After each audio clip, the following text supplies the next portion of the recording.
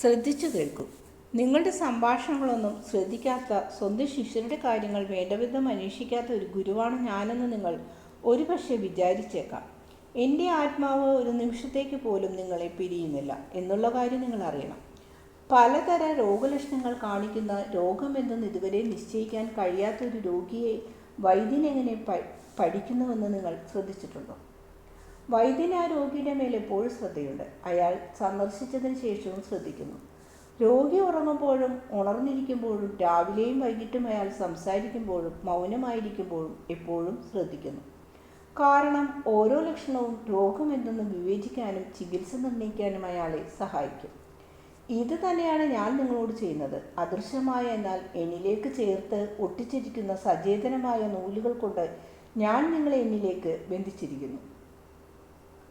നിങ്ങളുടെ അഹത്തിൻ്റെ നേരിയ ചലനങ്ങൾ പോലും ഈ നൂലുകൾ എന്നിലേക്ക് കടത്തിവിടുന്നു. ഞാൻ നിങ്ങളെ സ്വതന്ത്രരാക്കി വിടാൻ മനസ്സായിരിക്കുന്നത് കൊണ്ട് നിങ്ങളത് വിശ്വസിക്കണം. അപ്പോൾ നിങ്ങൾ യഥാർത്ഥത്തിൽ എന്താണെന്ന് വെളിപ്പെടും. ടീച്ചർ കാണാത്തപ്പോൾ സ്കൂൾ കുട്ടികളും നോട്ടക്കാരില്ലാത്തപ്പോൾ മാനസിക രോഗികളും പ്രവർത്തിക്കുന്നത് പോലെയായിരിക്കും അത്. പല ആളുകൾ ചേർന്ന ഒരു ഗണമാണ് നിങ്ങൾ. എന്നാൽ നിങ്ങൾ ഒരൊറ്റ കേന്ദ്രബിന്ദുവായിരിക്കണം. നിങ്ങളൊന്നാണ്, ഒരു ശരീരം പോലെ രൂപപ്പെടുത്തപ്പെട്ടിരിക്കുന്നവർ.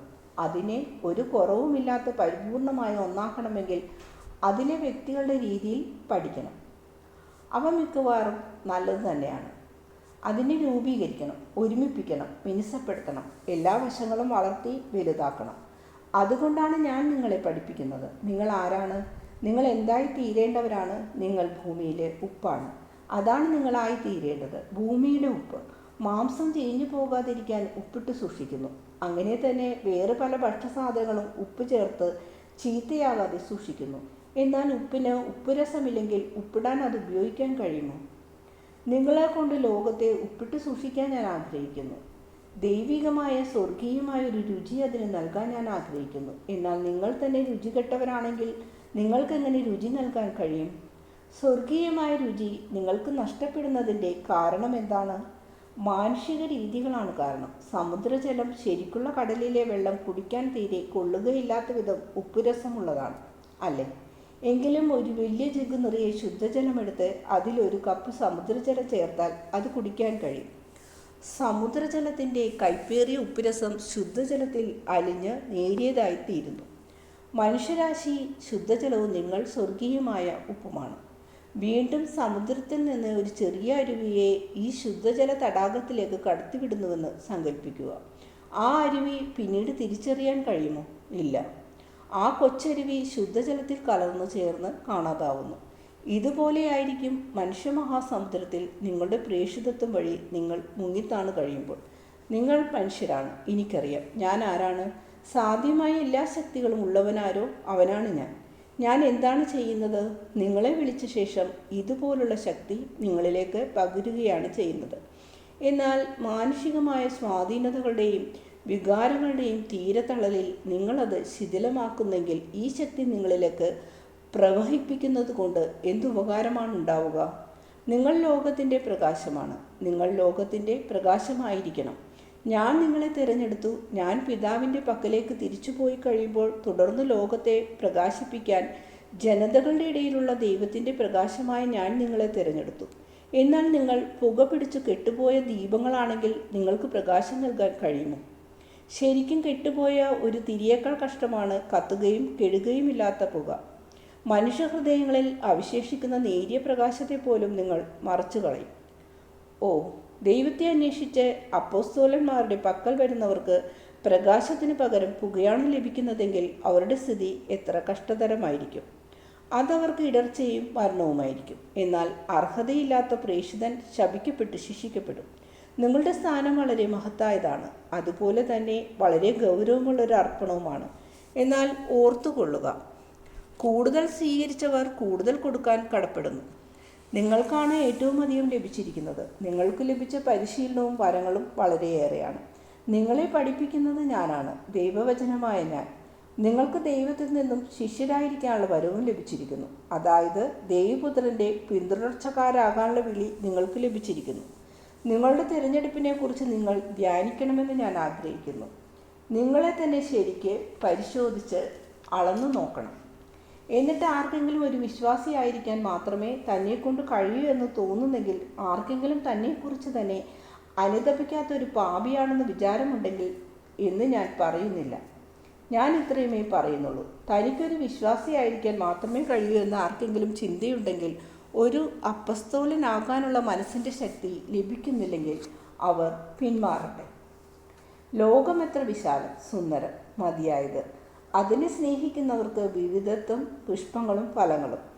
ആമാശയത്തിനും ഇന്ദ്രിയങ്ങൾക്കും ആവശ്യമായവയെല്ലാം ലഭിക്കുന്നു. ഞാനൊരു കാര്യം മാത്രം തരുന്നു, അതായത് വിശുദ്ധി. ഭൂമിയിൽ അത് ഏറ്റവും നിസ്സാരവും ദരിദ്രവും പരിപരിപ്പുള്ളതും കഠിനമുള്ളതും മുള്ളുകൾ നിറഞ്ഞതുമായി പരിഗണിക്കപ്പെടുന്നു. ഏറ്റവും പീഡിപ്പിക്കപ്പെടുന്നതും അതുതന്നെ.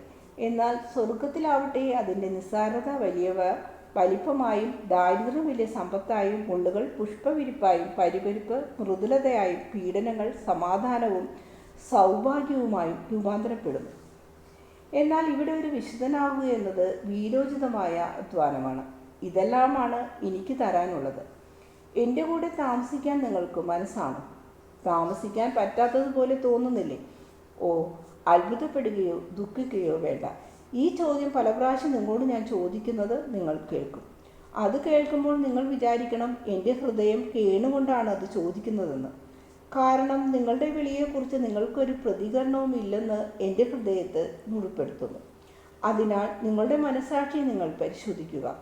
പരമാർത്ഥതയോടെ ആത്മാർത്ഥതയോടെ വിധിക്കുക. പിന്നീട് മനസ്സുറപ്പിക്കുക. ഒരു തത്വവും ഇല്ലാത്തവരെ പോലെ ആകരുത്. അതുകൊണ്ട് നിങ്ങളുടെ മനസ്സിൽ തീരുമാനമെടുക്കുക. എന്നിട്ട് പോകുന്നെങ്കിൽ പറയുക, ഗുരു, സ്നേഹിതരെ, ഈ ജീവിതം എനിക്കുള്ളതല്ല എന്ന് ഞാൻ മനസ്സിലാക്കുന്നു. നിങ്ങളുടെ ചുംബിച്ചുകൊണ്ട് ഞാൻ വിട ചോദിക്കുന്നു. എനിക്ക് വേണ്ടി പ്രാർത്ഥിക്കണമേ. ഇങ്ങനെ പോകുന്നതാണ് വഞ്ചനയേക്കാൾ ഭേദം. നിങ്ങൾ എന്തറിയുന്നു? ആരെ വഞ്ചിക്കുന്നു? ആരെ? എന്നെ, എൻ്റെ മൂല്യങ്ങളെ, അതായത് ദൈവത്തിൻ്റെ കാര്യങ്ങളെ. കാരണം ഞാൻ പിതാവുമായ ഒന്നാണ്. പിന്നെ നിങ്ങളെ തന്നെയും, അതെ, നിങ്ങളെ തന്നെയും വഞ്ചിക്കുന്നു. നിങ്ങൾക്ക് യഹൂദരായി തുടരണമോ? നിങ്ങൾ വ്യത്യസ്തരായി തീരണമെന്ന് ഞാൻ നിർബന്ധിക്കുകയില്ല. എന്നാൽ ഒറ്റുകൊടുക്കരുത്. നിങ്ങളുടെ ആത്മാക്കളെ ഒറ്റുകൊടുക്കരുത്. ക്രിസ്തുവിനെയും ദൈവത്തെയും ഒറ്റുകൊടുക്കരുത്. ഞാൻ ശപഥം ചെയ്ത് പറയുന്നു, ഞാനോ എന്നോട് വിശ്വസ്തരായിരിക്കുന്നവരോ നിങ്ങളെ വിമർശിക്കുകയോ വിശ്വസ്തരായ ജനക്കൂട്ടം നിങ്ങളെ നിന്ദിക്കാൻ അനുവദിക്കുകയോ ഇല്ല. അല്പസമയം മുമ്പ് നിങ്ങളുടെ സഹോദരിൽ ഒരാൾ ഒരു വലിയ കാര്യം പറഞ്ഞു.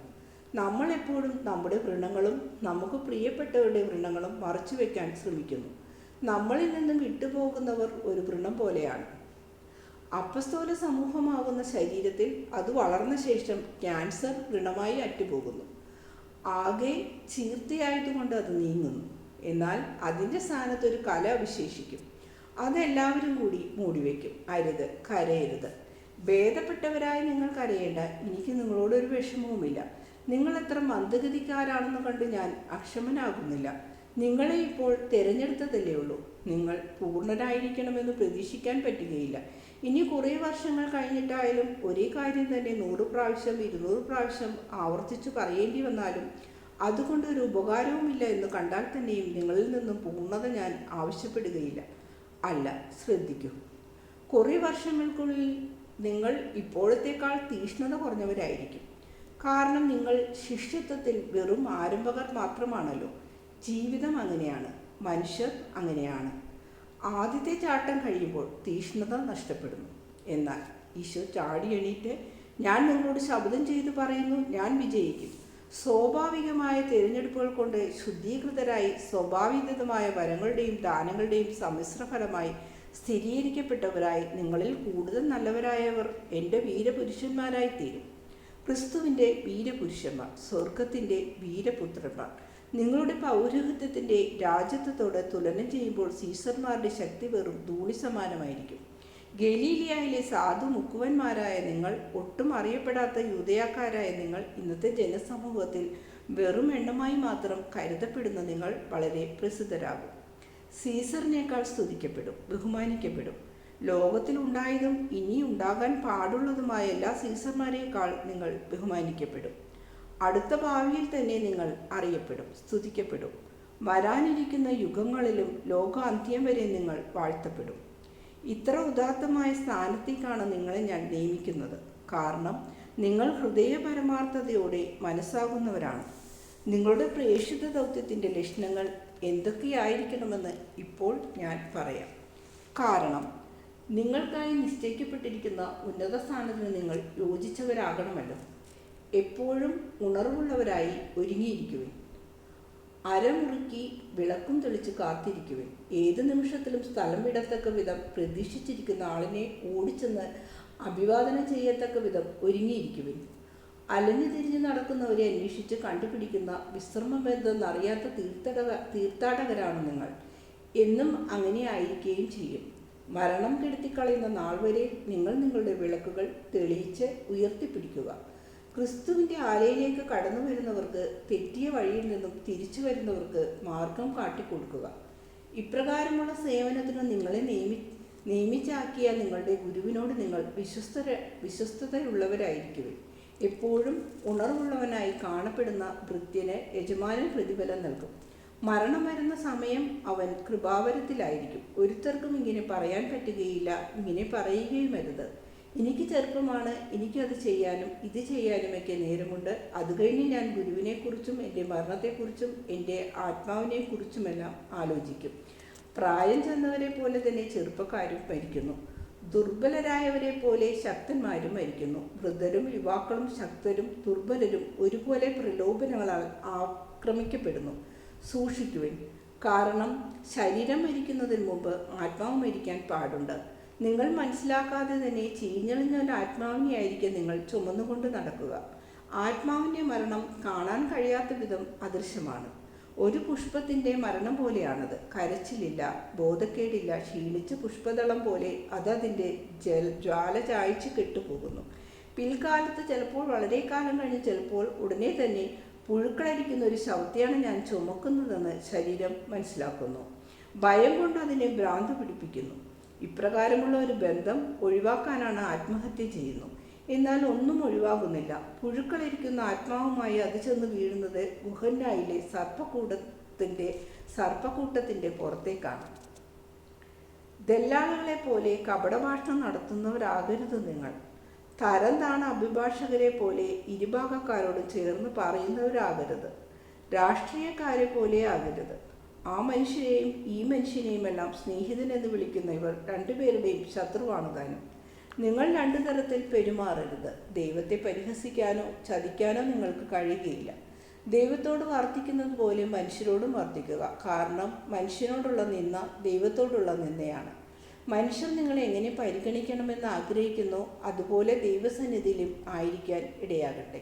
എളിയവരായിരിക്കുക. നിങ്ങളുടെ ഗുരു അങ്ങനെയല്ല എന്ന് കുറ്റപ്പെടുത്താൻ നിങ്ങൾക്ക് സാധിക്കുകയില്ല. ഞാൻ ചെയ്യുന്നത് പോലെ നിങ്ങളും ചെയ്യുക. എളിമയും ശാന്തതയും ക്ഷമയും ഉള്ളവരായിരിക്കുക. അങ്ങനെയാണ് ലോകത്തെ ജയിക്കുന്നത്. ആക്രമം കൊണ്ടോ ശക്തിപ്രയോഗം കൊണ്ടോ അല്ല, നിങ്ങളുടെ ദുർഗുണങ്ങൾക്കെതിരെ ശക്തരായിരിക്കുക. ആക്രമണം നടത്തുക. ചങ്കു പൊട്ടുമെങ്കിൽ തന്നെയും അവയെ വേരോടെ പിഴുതു മാറ്റുക. കുറച്ച് ദിവസങ്ങൾക്ക് മുമ്പ് നിങ്ങളുടെ കണ്ണുകളുടെ മേൽ സൂക്ഷ്മമുണ്ടായിരിക്കണമെന്ന് ഞാൻ നിങ്ങളോട് പറഞ്ഞു. എന്നാൽ അതെങ്ങനെയാണ് ചെയ്യേണ്ടതെന്ന് നിങ്ങൾക്ക് അറിഞ്ഞുകൂടാ. ഞാൻ നിങ്ങളോട് പറയുന്നു, ഭോഗാസക്തി ഉള്ളവരായി തീരുന്നതിനേക്കാൾ നല്ലത് ദുരാഗ്രഹമുള്ള കണ്ണുകൾ ചുഴുന്നെടുത്ത് അന്ധരായി തീരുന്നതാണ്. ആത്മാർത്ഥതയുള്ളവരായിരിക്കുക. ഞാനാണ് സത്യം. ഉന്നതങ്ങളിൽ ആയവയിലും മാനുഷികങ്ങളായവയിലും ഞാനാണ് സത്യം.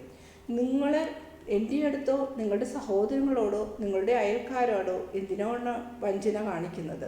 മനുഷ്യരെ ചതിക്കുന്നത് എന്തിന്? ഞാൻ കള്ളം പറയുന്ന ഒരു മനുഷ്യനെയാണ് എന്ന് മനുഷ്യർ കണ്ടുപിടിക്കാൻ ഇടയാകരുത് എന്ന് നിങ്ങൾ സ്വയം പറയാനാകാത്തത് എന്തുകൊണ്ട്? ദൈവത്തോടെ പരമാർത്ഥതയോടെ വർത്തിക്കുക. നീണ്ട പ്രാർത്ഥനാ പ്രകടനം കൊണ്ട് ദൈവത്തെ വഞ്ചിക്കാമെന്ന് നിങ്ങൾ വിചാരിക്കുന്നുവോ? ഓ പാവമക്കൾ, ദൈവം നിങ്ങളുടെ ഹൃദയത്തിൻ്റെ ഉള്ളു കാണുന്നു. നന്മ ചെയ്യുന്നതിൽ ചാരിത്രമുള്ളവരായിരിക്കാൻ ശ്രമിക്കുക. ഭിക്ഷ നൽകുമ്പോൾ അങ്ങനെയായിരിക്കാൻ ശ്രമിക്കുക. ചുങ്കക്കാരനായ ഒരു മനുഷ്യന് അയാളുടെ മാനസാന്തരത്തിന് മുമ്പ് അതറിയാമായിരുന്നു. എന്നിട്ടും നിങ്ങൾക്കതിന് കഴിവില്ലേ? അതെ, ഞാൻ നിന്നെ സ്തുതിക്കുകയാണ് മത്തായി. നിന്റെ ആഴ്ച തോറുമുണ്ടായിരുന്ന പരിശുദ്ധമായ ദാനം പിതാവും ഞാനും മാത്രമേ അറിഞ്ഞിരുന്നുള്ളൂ. അതിൻ്റെ ദാതാവ് നീയാണെന്ന് നിന്നെ ഞാൻ ഒരു മാതൃകയാക്കി പറയുകയാണ്. അത് ഒരു തരത്തിലുള്ള ചാരിത്രമാണ്. സ്നേഹിതരെ, യൗവനത്തിലെത്തിയ പുത്രിയെ ജനക്കൂട്ടത്തിൻ്റെ മുമ്പിൽ വെച്ച് വസ്ത്രം മാറ്റാൻ നിങ്ങൾ അനുവദിക്കാത്തതുപോലെ നിങ്ങളുടെ നന്മയെ നിങ്ങൾ വെളിവാക്കരുത്. നന്മ ചെയ്യുന്നതിൽ നിങ്ങൾ കന്യകകളായിരിക്കണം. ഒരു സൽപ്രവൃത്തി കന്യകയായി തീരുന്നത് അഹങ്കാരത്തിൻ്റെ പ്രേരണയിൽ നിന്നും അഹങ്കാരത്തിൻ്റെയും സ്വയം പുകഴ്ചയുടെയും എല്ലാ ചിന്തകളിൽ നിന്നും അത് സ്വതന്ത്രരായിരിക്കുമ്പോഴാണ്. നിങ്ങളുടെ വിളിയിൽ ദൈവത്തോട് വിശ്വസ്തത പുലർത്തുക. 2 യജമാനന്മാരെ ഒരേ സമയം സേവിക്കാൻ നിങ്ങൾക്ക് സാധിക്കുകയില്ല. ഒരു വിവാഹക്കിടക്കക്ക് 2 വധുക്കളെ ഒരേ സമയം വഹിക്കാൻ കഴിയുകയില്ല. ദൈവത്തിനും പിശാചിനും ആലിംഗനം നൽകാൻ നിനക്ക് കഴിയുകയില്ല. മനുഷ്യനാകട്ടെ ദൈവത്തിനാകട്ടെ പിശാചിനാകട്ടെ ചെയ്യാൻ കഴിയും. സ്വർണത്തിനു വേണ്ടിയും ജഡത്തിനു വേണ്ടിയുമുള്ള മോഹത്തെ വെറുക്കുക. മാംസത്തിനായുള്ള ദുരാഗ്രഹവും അധികാരമോഹവും വർജിക്കുക. സാത്താൻ ഇതാണ് നിങ്ങൾക്ക് നൽകുന്നത്. ഓ ചതി നിറഞ്ഞ അവൻ്റെ സ്വത്തുക്കൾ, ബഹുമാനം, വിജയം, അധികാരം, സമ്പത്ത്, അശുദ്ധതയുടെ വിലക്ഷണ ചിന്തകൾ. നിങ്ങളുടെ ആത്മാക്കളാണ് അവിടുത്തെ അംഗീകൃത നാണയം. അല്പം കൊണ്ട് നിങ്ങൾ തൃപ്തരാകുക. നിങ്ങൾക്ക് ആവശ്യമായവ ദൈവം തരുന്നു, അത് മതി. ആകാശത്തിലെ പറവകൾക്കെന്ന പോലെ നിങ്ങൾക്കും അവിടുന്ന് തരുന്നു. നിങ്ങൾ പക്ഷികളെക്കാൾ എത്രയോ വില കൂടിയവരാണ്. എന്നാൽ മിതത്വവും ദൈവാശ്രയത്വവും അവിടുന്ന് നിങ്ങളിൽ നിന്ന് ആവശ്യപ്പെടുന്നു. അവനെ നിങ്ങൾ ആശ്രയിച്ചാൽ അവൻ നിങ്ങളെ നിരാശപ്പെടുത്തുകയില്ല. നിങ്ങൾ മിതത്വമുള്ളവരാണെങ്കിൽ അനുദിനം അവിടുന്ന് ദാനമായി നൽകുന്നത് നിങ്ങൾക്ക് മതിയാകും. പേരിന് മാത്രം ദൈവത്തിൻ്റേതായിരിക്കുന്ന അവിശ്വാസികളാകാതിരിക്കാൻ ശ്രമിക്കുക. ദൈവത്തെക്കാൾ അധികമായി സ്വർണത്തെയും അധികാരത്തെയും സ്നേഹിച്ച് കുട്ടിദേവന്മാരാകാൻ ആഗ്രഹിക്കുന്നവരും അവിശ്വാസികളാണ്. നിങ്ങൾ പരിശുദ്ധരായിരിക്കുക. അപ്പോൾ നിത്യകാലത്തേക്ക് നിങ്ങൾ ദൈവത്തെ പോലെയായിരിക്കും. അസഹിഷ്ണുക്കളാകരുത്. നിങ്ങളെല്ലാവരും പാപികളായതുകൊണ്ട് മറ്റുള്ളവർ എങ്ങനെ നിങ്ങളോട് പെരുമാറണമെന്ന് ആഗ്രഹിക്കുന്നോ അതുപോലെ മറ്റുള്ളവരോട് നിങ്ങൾ ചെയ്യുക. അതായത് കാരുണ്യത്തോടും തെറ്റുകൾ ക്ഷമിച്ചുകൊണ്ട് പെരുമാറുക. വിധിക്കരുത്, ഓ വിധിക്കരുത്. നിങ്ങൾ എന്നോടുകൂടെ ജീവിക്കാൻ തുടങ്ങിയിട്ട് അല്പസമയം മാത്രമേ ആയിട്ടുള്ളൂ. എന്നാൽ തന്നെയും നിങ്ങൾ കാണുന്നില്ലേ, ചിലർ തെറ്റായി എന്നെ വിധിക്കുകയും ഞാൻ നിർദോഷിയായിരുന്നിട്ടും ഇല്ലാത്ത പാപങ്ങൾക്കായി എന്നെ കുറ്റം പറയുകയും ചെയ്യുന്നത്. തെറ്റായ വിധി ഒരു ഉപദ്രവമാണ്. യഥാർത്ഥ വിശുദ്ധർ മാത്രമേ അതേ നാണയത്തിൽ തിരിച്ചു കൊടുക്കാതിരിക്കുകയുള്ളൂ. അതിനാൽ ഉപദ്രവം ഉണ്ടാകാതിരിക്കുന്നതിനെ ആരെയും ഉപദ്രവിക്കരുത്. അങ്ങനെ നിങ്ങളുടെ ചുമതലകളിൽ നിങ്ങൾ വീഴ്ച വരുത്തുകയില്ല. അങ്ങനെ ഉപദ്രവിക്കുകയോ പിശാചിൻ്റെ ശത്രുവായ കാരുണ്യവും സ്നേഹവും നിറഞ്ഞ പരിശുദ്ധമായ എളിമയ്ക്കോ ചാരിത്രത്തിനോ നിങ്ങൾ കുറവ് വരുത്തുകയില്ല. ക്ഷമിക്കുക, എല്ലായ്പ്പോഴും ക്ഷമിക്കുക. ഇങ്ങനെ പറയുക: പിതാവേ, എൻ്റെ എണ്ണമില്ലാത്ത പാപങ്ങൾ അവിടുന്ന് എന്നോട് ക്ഷമിക്കുന്നതിന് വേണ്ടി ഞാൻ ക്ഷമിക്കുന്നു. ക്ഷമയോടും സ്ഥിരതയോടും ധീരതയോടും കൂടി നിമിഷം തോറും മെച്ചപ്പെടാൻ ശ്രമിക്കുക. നല്ലവരാകുക. എന്നതിന് വേദനയൊന്നുമില്ലെന്ന് ആരാണ് നിങ്ങളോട് പറഞ്ഞത്? അല്ല, ഞാൻ നിങ്ങളോട് പറയുന്നു, അതാണ് ഏറ്റവും വലിയ അധ്വാനം. എന്നാൽ പ്രതിഫലം സ്വർഗമാണ്. തന്മൂലം ഇതുപോലെ കഷ്ടപ്പെട്ട് അധ്വാനിക്കുന്നത് ഉചിതമാണ്. പിന്നെ സ്നേഹം. ഓ, സ്നേഹത്തിലേക്ക് നിങ്ങളെ പ്രേരിപ്പിക്കാൻ എന്തു വാക്കുകളാണ് ഞാൻ ഉപയോഗിക്കേണ്ടത്? സ്നേഹത്തിലേക്ക് നിങ്ങളെ തിരിക്കാൻ ഒരു വാക്കും പര്യാപ്തമല്ല. പാവം മനുഷ്യർ, പിശാചിനാൽ പ്രേരിപ്പിക്കപ്പെടുന്നവർ. അതിനാൽ ഞാൻ പറയുന്നു, പിതാവേ, ശുദ്ധീകരണത്തിൻ്റെ സമയം നീ ത്വരിതപ്പെടുത്തണമേ. ഈ ദേശവും നിന്റെ അജഗണവും ഉണങ്ങി വരേണ്ടതും രോഗം പിടിപെട്ടതുമാകുന്നു. എന്നാൽ അവയെ ശുദ്ധീകരിച്ച് ആശ്വസിപ്പിക്കാൻ കഴിവുള്ള ഒരു മഞ്ഞുതുള്ളിയുണ്ട്. അതിൻ്റെ ഉറവയെ നീ തുറക്കണമേ. പിതാവേ, എന്നെ തുറക്കണമേ. ഇതാ നിന്റെ അഭീഷ്ടം നിറവേറ്റാനുള്ള ആഗ്രഹത്താൽ ഞാൻ കത്തി ജ്വലിക്കുന്നു. അവിടുത്തെ ഇഷ്ടം എൻ്റെയും നിത്യമായ സ്നേഹത്തിൻ്റെയും തന്നെയാണല്ലോ. പിതാവേ, പിതാവേ, പിതാവേ, നിന്റെ കുഞ്ഞാടിനെ നീ നോക്കൂ. നീ തന്നെ അതിൻ്റെ ബലി നടത്തുന്നവനാകൂ. ഈശോ ചൈതന്യം നിറഞ്ഞവനായി നിൽക്കുന്നു. കൈകൾ കുരിശാകൃതിയിൽ വിരിച്ചു പിടിച്ചിരിക്കുന്നു. മുഖം ആകാശത്തിലേക്കുയർത്തി വെള്ളവസ്ത്രധാരിയായി നീലിമയാർന്ന തടാകം പശ്ചാത്തലമായി വർത്തിക്കുന്ന ഈശോ പ്രാർത്ഥിക്കുന്ന ഒരു മുഖ്യദൂതനെ പോലെയുണ്ട്. ഈ നിലയിൽ ദർശനം അവസാനിക്കുന്നു.